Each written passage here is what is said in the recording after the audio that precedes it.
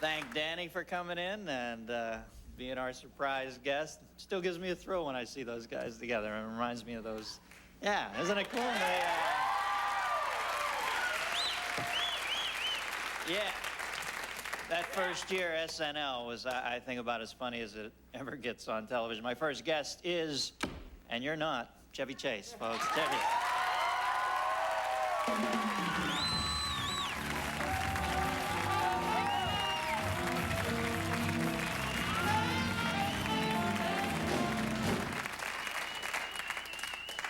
Mr. Well, Chase. it's good to see one of our own finally doing it. Thank you. I appreciate it, Chevy. Hey. You know what kills me is that I did that show for 6 years, and every time anybody ever interviewed me, the first question was, what's it like to follow Chevy? Yeah. And I think you only did 23 shows, didn't you, or something? Yeah, 23 shows. That was it. Wasn't that weird? Did you do 23 shows 15 years ago, and you make such a dent that to this day, that's all anybody talks about? Yeah, but you know what? Actually, that's unfair. It's unfair to everybody who's doing that show now. I mean, Mike and Dana and all those guys, and Phil, because you all get the rap of, well, what about the legends, you know, and all that stuff. I mean, that's never been fair. Yeah. So you had your way of doing it. I had my way. Jane had her way of doing it.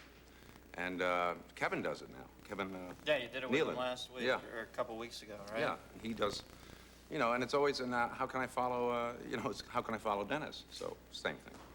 Now, looking back, was that like, did you think you left too soon? Was that like? Oh, yeah, absolutely. If I'd known... No, I mean, just from... If I'd known you were coming on, I would have stayed a lot longer. Yeah, I did miss it. I missed it a lot.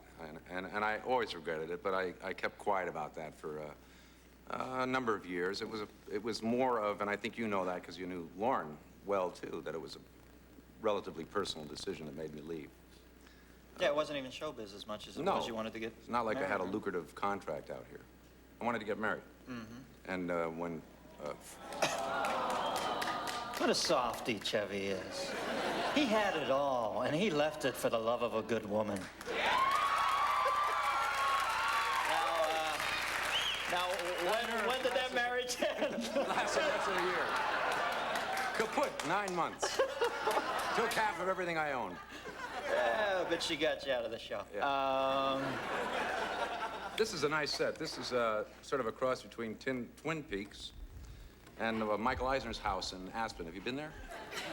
Oh, I had a better chance actually being the Twin Peaks than I have the Michael Eisner's house, for God's sake. But the guy who did this, I understand, is the same guy, Leo Yoshimura, who did Saturday Night Live. It's a beautiful set, and I'd like to congratulate Leo. Yeah, Leo always plays He always played Lieutenant... in Star Trek. Who is it? Lieutenant... The guy in the front. Zulu. Zulu, yeah. Yeah, Leo had been up 4 nights just building the set for Star Trek, and then there he'd be playing Sulu and missing his lines. Well, Belushi and me and Dan had been sleeping all night. To this day, maybe the 2 funniest sketches on SNL were the original Star Trek. And then the one with Lovitz. Did you see the Lovitz one when Shatner addressed? Yeah, very funny. Isn't that funny that both of them were When you have Shatner, you can't lose. And that was so great when he said, Shatner finally looked at the people and said, "Get a life." Yeah. I think it was a cathartic moment for America at that point. I think he meant it. Yes, he did. By the way, I saw Shatner doing a dramatic reading today of Rocket Man. Have you ever seen this video? No. At a science fiction convention, they got him to do a dramatic Get a life, reading. Dennis.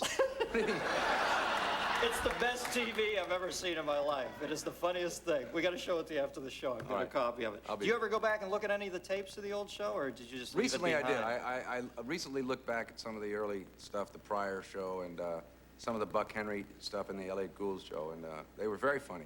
I really got a kick out of them.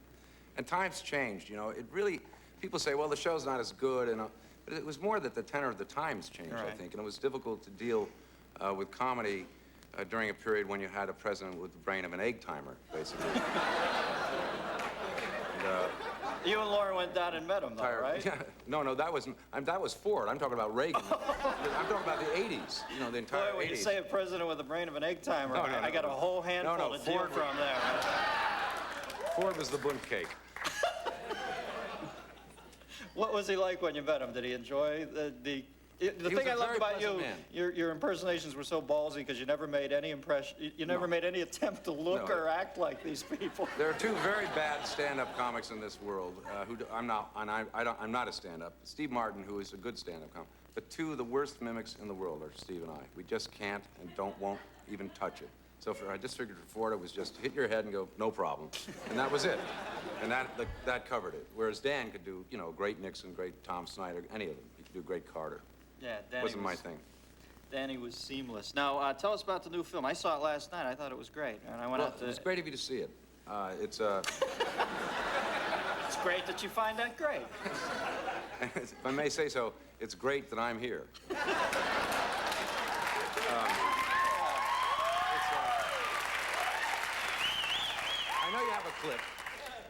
I know you have a clip. It's basically called Memoirs of an Invisible Man, and will always be called that. And Great. based on a novel, and it's great that I made it. And Is the clip great? It's terrific, terrific. Okay, Let me what? explain this clip before we roll it. I'm invisible in it. You can see me. And in the film, you'll see me most of the time because the studio said, we simply don't want to spend $40 million on a film that we can't see you in, Chev. I was saying, I simply don't want to work. If I could be invisible, I wouldn't have to. But the fact of the matter is, when the audience's point of view is watching my character, they can see me. And I think what you have here is also some kind of B-roll that explains what we're about to do, and then they show the scene as shot. So you're invisible. As far as you know. Thus, the pathos. There you have it. All right, let's look at the clip, Memoirs of an Invisible I don't even know what it is. Man. B-roll? What the hell is So, it? but he has to look at you to jump back, right? You're just keeping a dead path, aren't you? Yeah. Well, So if I'm he- not jumping out of his way. No, He's just, didn't he jump would, out he of would you, miss no. me anyway. But to make it closer, if you did spot me, Why don't and I jump spot out- you and yeah, jump out of your jump way? out of the way, and I'll just keep So- right there. So then when I come off here, I'll take my time this much, and then I'll see you. And go for it. And right about then, I'll be right past the white line right here. So Yeah, just- and I'll, okay. Dive Good out luck of the for way. both of us, okay.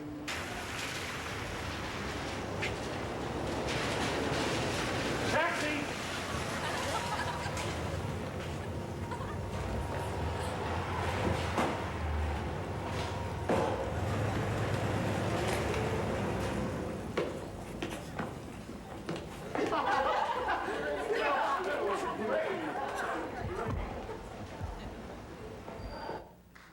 Actually, I had a clip. Where's the clip? Hey, wait a second, Hey, man. wait a minute. What gives? Where's the clip? There was no clip. I guess that was just some kind of videotape of us shooting a scene. Last time I... That's not, in fact, the scene in the movie. Who were those guys? The last time I I have saw no them idea. any ponytails, That was, it was John Josie and the Carpenter. Pussycats, for God's sake. You meant Sean Connery, didn't you? Yes, I did. the Pussycat. We're going to be back with Dr. Chase and discuss Memoirs of an Invisible Man a little more right after this And with your Chevy help. Chase, folks. Bye-bye.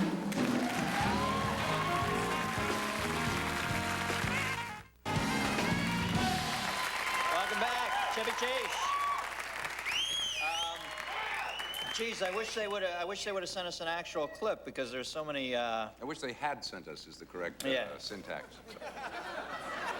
I'm constantly haunted by this man. I wish I would have would be the conditional subjunctive at the wrong time.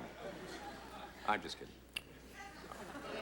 All right, conditionally, subjectively. What No, the you're hell was right. with that I clip? wish we had a clip. What was with the clip? We don't have a clip?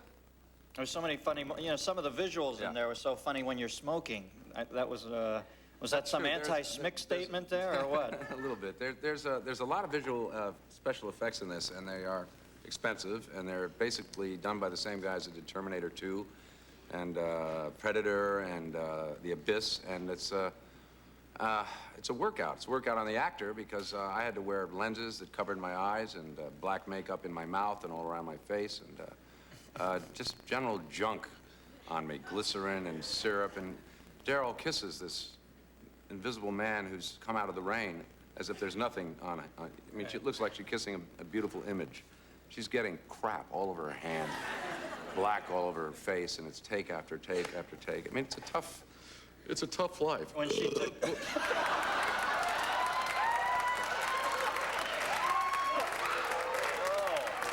You talk about your conditional subjunctive.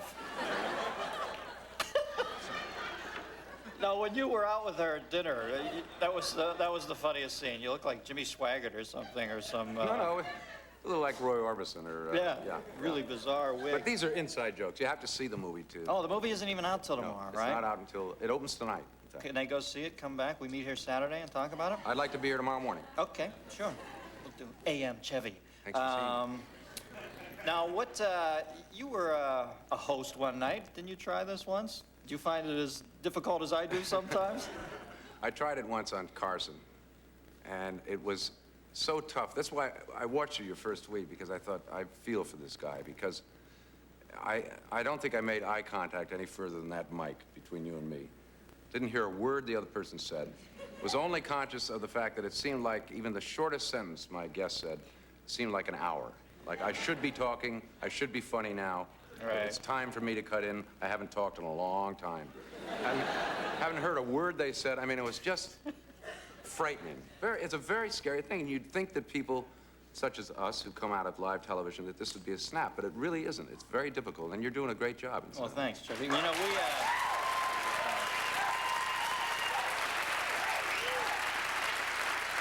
thank you. Now you did this one night. You hosted a talk show, didn't you? Yeah, I did. What happened? I was doing not paying attention. I know, and I was just doing Bob and Ray. Okay, beautiful. Now, Carson, he's the genius at it, isn't he? Jesus, when you watch Well, it. you know. Oh, I said Jesus. Sorry. That's all right. I don't think he'll mind. I've known Johnny a long time. Both JCs. Yeah, but you know, the thing is it's not a question of who's better. It's a question of what it is about each person individually. What Johnny's great at is making his guests look good. Right. This is a very funny guy. He's been doing it a long time, for 30 years. And he's still, in spite of all the stuff you hear about how close to the vest he is and how egotistical and all those things that are rumors, he still makes it his job to see to it that his guest looks good. And that's a very tough thing in making this kind of show work, and he does that well. Now, you play poker with him and Steve, right? Yeah, Steve Martin and Carl Reiner and Dan Melnick and Neil Simon and Johnny Carson. It's a very funny game. I have my poker face, which the whole game is this. That way you never know if it's bad or good.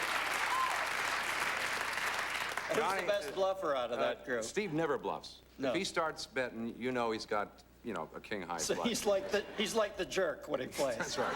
That's right. Johnny's out he's just out. He's out. He's not going to play till he's got a winner. Then he's a big winner. Barry Diller loses thousands, but He doesn't have to makes lose the game anymore. very funny. Yeah. It's just a fun game, and this doesn't take a lot of deep minds to play this game. These are games where hold a card up your forehead and bet on it. That kind of thing. It's not heavy poker. Right. Hey, now, did I hear, I thought I heard you, maybe it was on Alan King. He does that fine show on Comedy Central, Inside the Comedy Mind. Were you serious that you might go back to television at some point in the future? Or? I am now. But I mean, doing a regular show, I thought I heard doing it here. You have any interest in that? No, I don't think so. It could happen. It would depend really on the money. And it would depend on the venue. And really, it would depend on whether I could have my way, totally.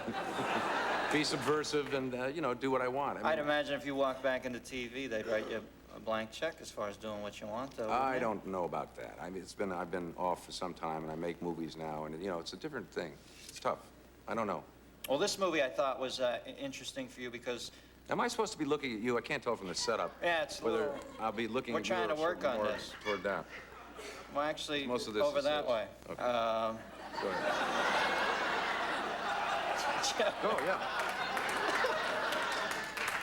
I can hear I you. thought this last film was great, and it was more like foul play, where you got back to acting instead of just doing Chevy. Sometimes your movies are, it's funny when you do Chevy, but you were definitely playing a character in this one. Is that what you'd like to do in the future? True. It was more like that, and in fact, the first time I see Goldie in Foul Play, I made a move that once I had filmed Memoirs, I realized was the same exact move I made when I saw Goldie. I was throwing a peanut into my mouth, chewing, and I saw her and stopped. And in this one, I look at Daryl, I'm throwing a peanut in my mouth. I see her and I stop, and it's 10 years later. Same peanut? The same peanut. Everything's recycled in Hollywood. The whole thing, yeah. Good to see you, Chevy. Is that it? Well, yeah, we got a... It's worse than Letterman. Huh? I didn't even finish the sentence. I'm sorry, I thought you were finished. Chevy Chase, folks. We'll be right back with Little Joe Kidd.